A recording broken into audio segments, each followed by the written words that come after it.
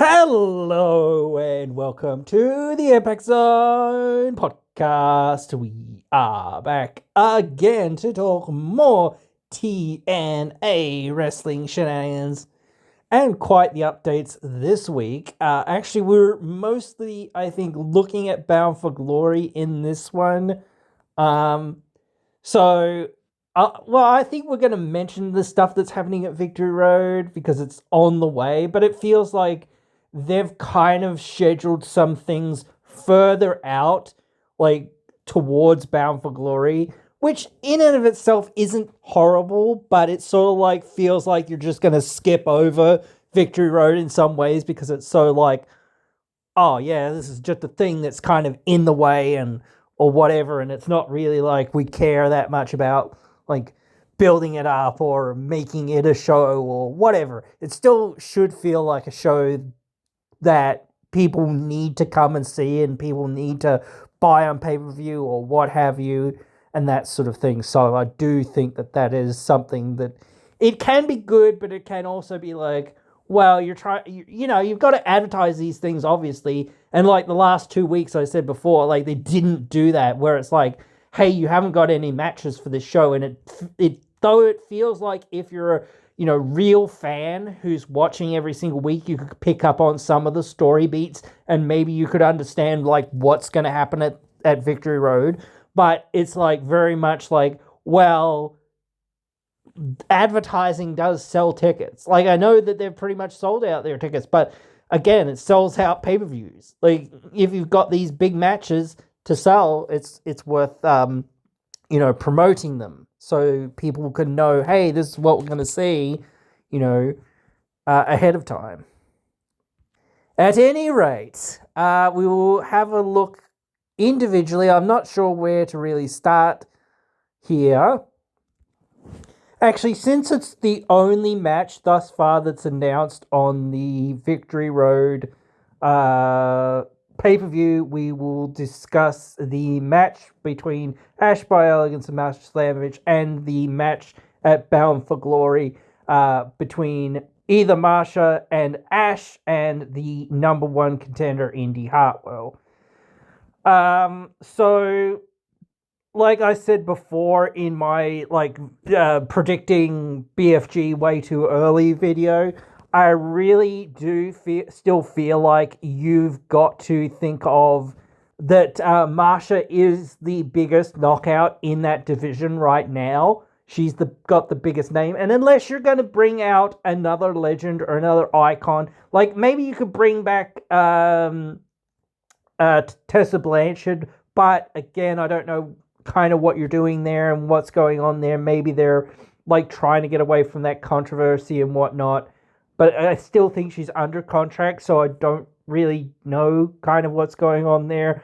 But again, Marsha, besides like anyone else that you could hot shot into the division really quickly, is the biggest knockout. So again, like you need to use her as being part of this match, probably, in my opinion. That, or at least she needs to have some other like big time match, because again, she is the biggest knockout, and if you're not going to have her on that showcase, on that card somewhere, it's like very much, well, what are you doing with her? But the thing is, it's very much like they seem to be going in this direction with Jody and Danny potentially as well. So it's like, well, again, you have to do that too, but again, like I still feel like you could think about this being a triple threat, maybe, possibly, because like again, like Ash has barely just won this belt. In my opinion, Indy is not gonna like if Indy wins this belt after like somehow, some way, Ash retains or whatever. Because again, like realistically, again, I still feel like she won't lose it in her first defense. Surely not. So again, like it really feels like well, this match it's not going to mean much. So again, like I feel like you've got to boost it up. You've got to have more in there. So having a triple threat would make a lot of sense to me. As far as this match goes, in the end, I feel like either way, you're going to have Ash retain. Like, by hook or by crook. It's not the time to take the belt off of her. She's barely just won it. It's not time to put it on Indy. Like, if you say in 6 months, like, again, the same pattern has happened multiple times with multiple wrestlers. And Indy might just be the next one. I don't know. Even Marsha, you can look at Marsha. She took, I think it was like 2 years or something before getting back to the title and actually winning it, which was like insane. Like that was crazy. She should have been much higher, much quicker, and whatnot. But again, it is whatever it is. But still, I do feel like you've got to think like down the road. You've got to think like this is not going to happen, or it's not going to happen for Indy or whoever it's going to be, or whatever it's going to be. Whoever the hero is that finally gets it off Ash, yet it's not going to happen here. It's just not going to happen because it's not been even a few weeks or even a few months for Ash to hold this title, and there's no real great story behind Indy or behind anyone really yet to have overcome all this stuff. Maybe you could have argued that if it had have kept on JC Jane for a few more weeks, then you could have argued it. But I still feel like it would have been a really fast turnaround in many ways. But I don't know. I don't want TNA to get the ADHD or hot potato booking that WWE is doing. But I also understand why people kind of, like, I do understand, like, putting that video out now where I talk about people don't understand the championship chase of, like, the babyface. You know, but the thing is, like,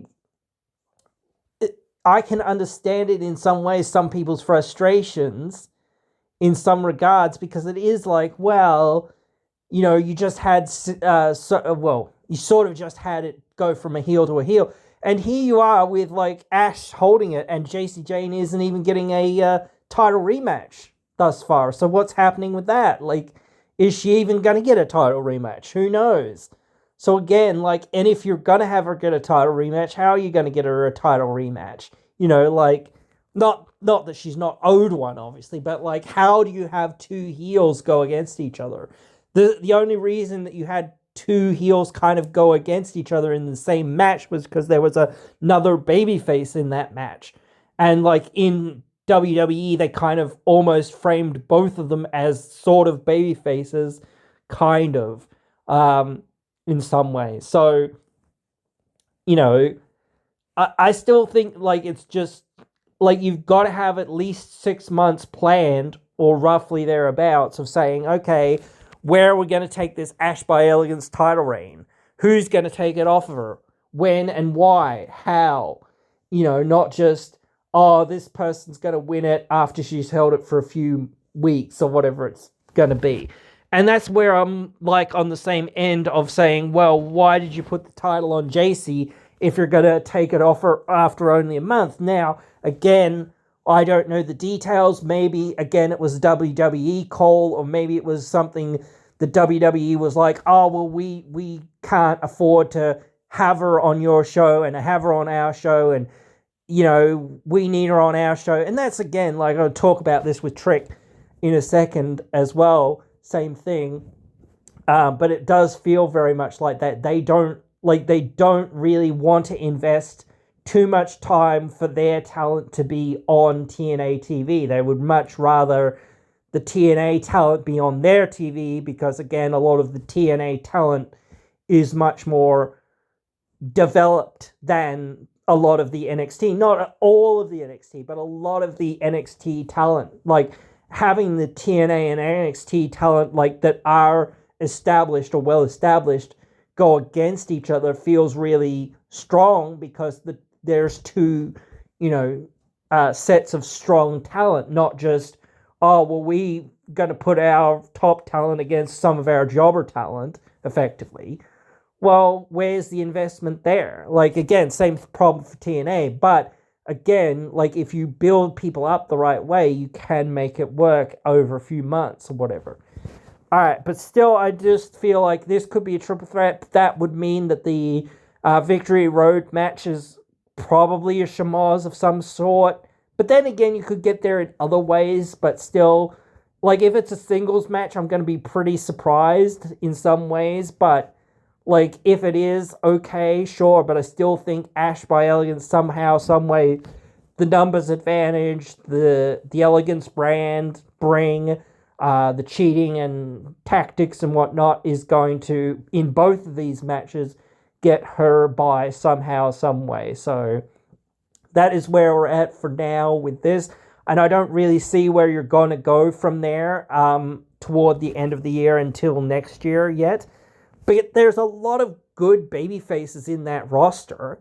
So there's still the potential for somebody to come along and be a great challenger and do a whole lot with it. So there's lots of road to go. She's got history with just about everyone on the roster. So I still feel like you've got places to go. Anyway, the TNA World Championship match. Tricky Williams versus Mike Santana. Now, I'm far out on this, definitely, like I said before, with like trying to predict these matches and whatnot. So whatever, but still, that's fine. I kind of feel like, again, like, I need to put this in preface somewhere that, like, if this is going to be the match, and thus far I think it's going to be, you need to have something else for your biggest star, aka Joe Hendry.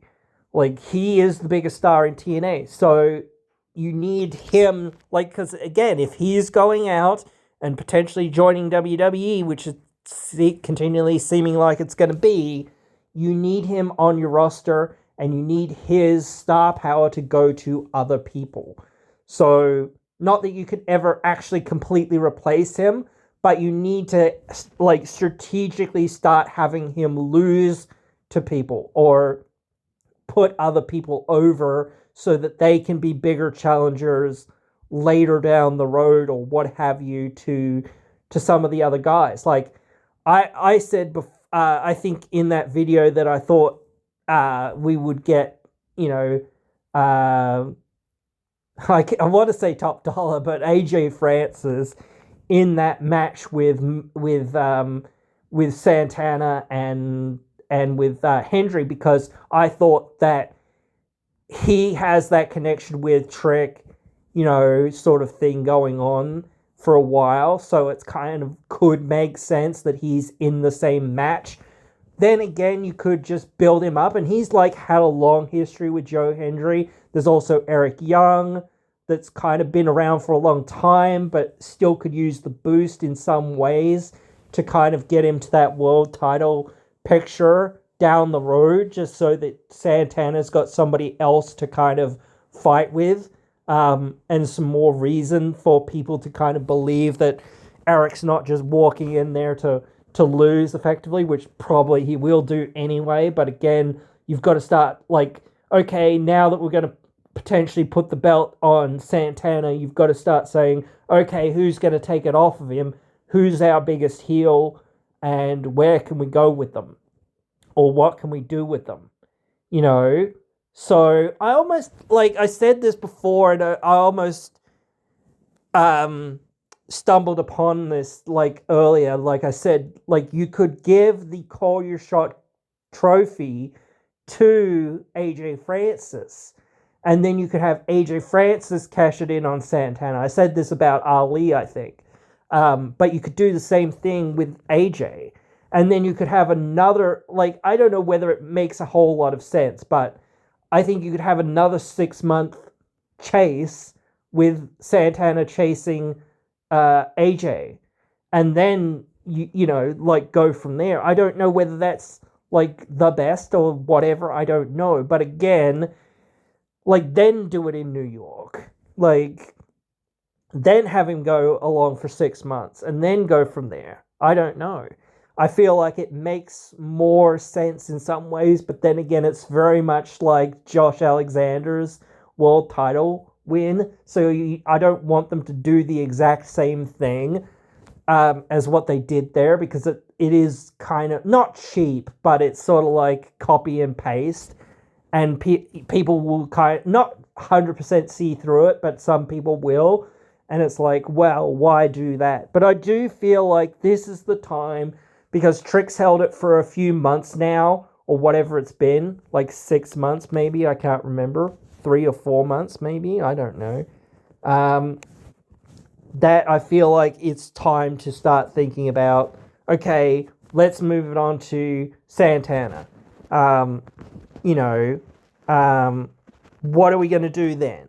So I do feel like it's very much going on to Santana at Bound for Glory. I feel like he will reclaim the title. I think it makes, a whole lot of sense, honestly, for him to win it. But the thing is, like I just said, it does feel like if you're gonna do that you've got to think of saying, okay, well, where are we going from there? Okay, so it's 102 days at the moment. I believe at Bound for Glory, which is in October, so he would have held it from May to October, March, April, May, June, 1, July, 2, August, June, July, August, September, October, 5 months. So yeah, that's not very long, but it's not very short, or roughly at least thereabouts. So I do feel like that's fair enough and like works kind of well, and that would make the Santana win feel good enough. But then you could also, as I said, keep the chase kind of going, because again, like I said in that video, main thing, and I've said it before here and there as well, the main thing that people tune in to sort of see is that babyface chase. When they've got a hero, when they've got somebody it feels like it's their time, and that sort of thing, and they're cheering for it. Treat it like Daniel Bryan, but actually treat it like you're actually going in that direction, and not just saying, oh, well, you're not our guy or whatever, because of, someone saying, he's not tall enough or he's not big enough or whatever else, blah, blah, blah, blah, blah. So obviously there's none of that here in TNA, but again, I do feel like there has been perhaps a feeling of saying, well, we don't really know what to do, or kind of thing in some regards, because it feels like they're thinking, well, we're losing Joe Hendry, we're losing like a few of our big time stars or whatever it is, and like we really haven't got enough other people to sort of go in there and whatnot. And maybe it was because like Elijah got injured and things like that, happened and whatnot. So again, and there's also just it feels very much like, well, on the indies, very much so, there's not very many big time people that you could say, oh yeah, let's bring them in and let's give them a go, or whatever else that we haven't already tried to give a go to. I feel like you've kind of already done that experiment with Hammerstone and a few other people, but again, I do feel like they kind of missed the boat with Hammerstone in some ways, and they could have done more with him, and he could have been a much bigger, semi-main event level threat, and he could have done some stuff, and we could have seen more from him, or you could have made him an X Division style, boss in some ways, could have done so many different things with him, and it would have been cool, or would have been fun, or would have been interesting to finally see somebody, overcome him and do all that. But whatever, it's irrelevant. But still, that is where I feel like it is. So for now, I believe that is all we've got. And that feels really bad in some ways.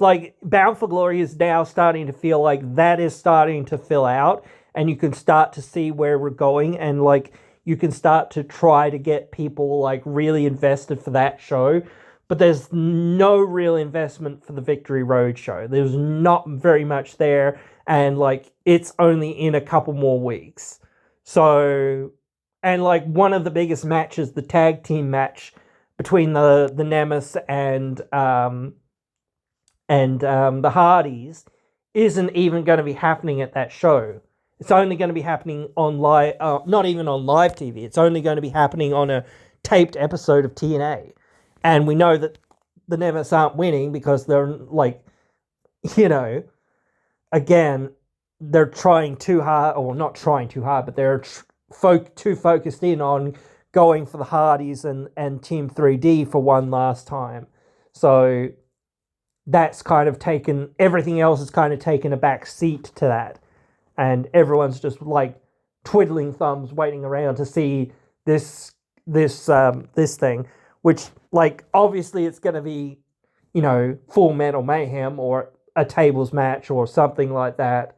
So we'll have to wait and see to find out where. Like I think it's next week that the Dudleys are coming in to have a confrontation with the Hardys, which is kind of a little bit silly because, like, again, you kind of have that, like, feeling that Victory Road doesn't have very much on it. So it's like, well, what are you going to do there? Maybe you could have a match between, like, Matt Hardy and not Devon, with Bubba Ray or whatever he wants to be called. So that could work, at least to sort of set it up. Like, at least you would have like a somewhat big time match between the players that are involved. So that would be good-ish, I guess. It probably wouldn't actually, but it would be like something big that people would go, oh yeah, wow, okay, cool, kind of thing. I'm paying not probably paying your ticket now, but because it's nearly sold out, but still, you might be paying your pay-per-view ticket to see that or whatever. So there is that. So that is like where we're at for now, guys. I think like we'll get more information, like a lot more information, especially because like they haven't even said when the next episode or where the next episode of TNA will be after Bound for Glory. So it really feels like there's going to be a lot of like big stuff happening at Bound for Glory. And like to sell out an arena in a week or whatever it is, like that means it's got to be like really big, so I think that will happen pretty easily, honestly, off the back of like this show, if it delivers, which probably will. But you've got to have people in suspenders kind of thing. You've got to have people being like, Mike Santana or whatever is going to happen on this show. And we need to see it. So I feel like, again, I think I said this before. Should it be in New York? Maybe. Like, that's at least one of those things that you start feeling like that's probably a given. That's probably as well why they're not, like, giving that away or saying that this is what's going to happen until the last minute sort of thing. So hopefully we will find out more at Bound for Glory, and hopefully, like, there's a lot of other things going on. I've talked about them several times. We'll talk more about them when they're actually announced, because there's too many rumors and too much chatter about the TV deal, the streaming deal, whatever. And it's just going nowhere. It's going around in circles. And yeah, we'll find out when we find out, effectively. So, but yeah, guys, hope you have enjoyed this one, and hope you guys will join me in another one again.